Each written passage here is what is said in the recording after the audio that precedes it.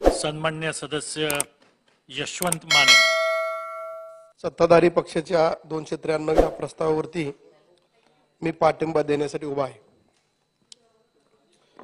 राज्यामध्ये गत 3 महिने मराठा समाजाला आरक्षण देण्याचा मुद्दा आंदोलने, मोर्चे, अन्न सत्याग्रह इत्यादी माध्यमातून ऐरणीवर आला असणे, काही समाज कंटकाकडून आरक्षण मिळण्याकरता जाळपोळ, दंगल इत्यादी माध्यमांचा वापर झाल्याचे दिसून येते. त्यापैकी काही गट मराठा समाजाच्या ओबीसीत समावेश न करता स्वतंत्र आरक्षण देण्याची मागणी करीत असणे, तर काही गट मराठा समाजाला कुणबी ओबीसी दाखले द्यावेत म्हणून आग्रही असणे.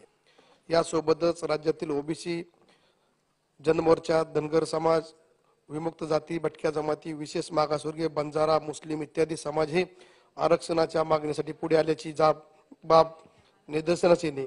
कोळी व महादेव कोळी समाजाला अनुसूचित जमातीत आरक्षणाचा लाभ मिळण्याबाबत व तसे दाखले देण्याबाबत होत असलेली मागणी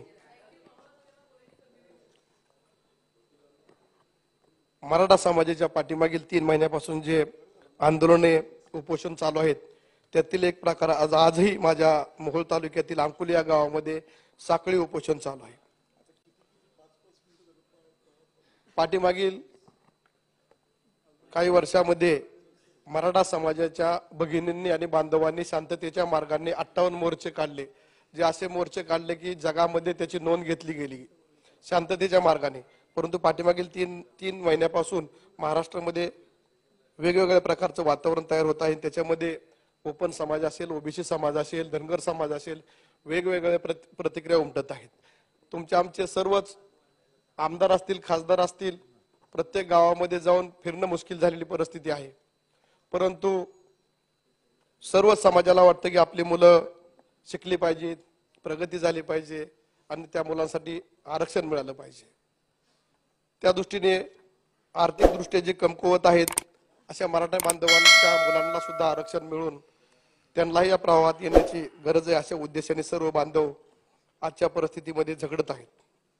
परंतु त्याच वेळेस ओबीसी बांधवांना सुद्धा असं वाटत आहे की आपल्या हक्काचं आरक्षण जाऊ नये, मराठा बांधवांना वेगळ्या गटामधून किंवा वेगळ्या ह्याच्यामधून आरक्षण देण्यात यावं. धनगर समाजाची अशी परिस्थिती झालेली आहे, ते मागतात अनुसूचित जमातीचं आरक्षण, परंतु ते असतानाच ओबीसीचं आरक्षण वाचवण्याची सुद्धा त्यांच्यावरती एक कसरत आलेली आहे. म्हणजे एका बाजूला ते ओबीसीचं आरक्षण वाचलं पाहिजे म्हणतात, दुसऱ्या बाजूला अनुसूचित जमातीमध्ये जाण्यासाठी ते प्रयत्न करत आहेत.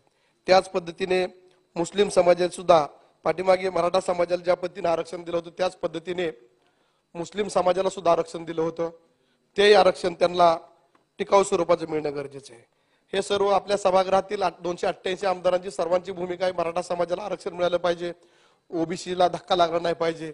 आपण सर्वजण, सर्व पक्षाचे सर्व आमदार जर ही भूमिका घेत असेल तर आपल्याला तसे वास्तविक पाहता काही अडचण नाही द्यायला, परंतु कायदेशीर मार्गाने कायद्याने टिकणारं आरक्षण देणं गरजेचं आहे. पाठीमागं आपण एक वेळेस दिलं होतं, ते टिकलं नाही. तीच गोष्ट सर्वांनी आज निदर्शनास आणून या मराठा बांधवांना कायमस्वरूपी आरक्षण मिळालं पाहिजे. कुठल्याही समाजामध्ये तेढ निर्माण होणार नाही अशा पद्धतीचे आरक्षण द्यावे अशी माझी मनापासूनची इच्छा आहे.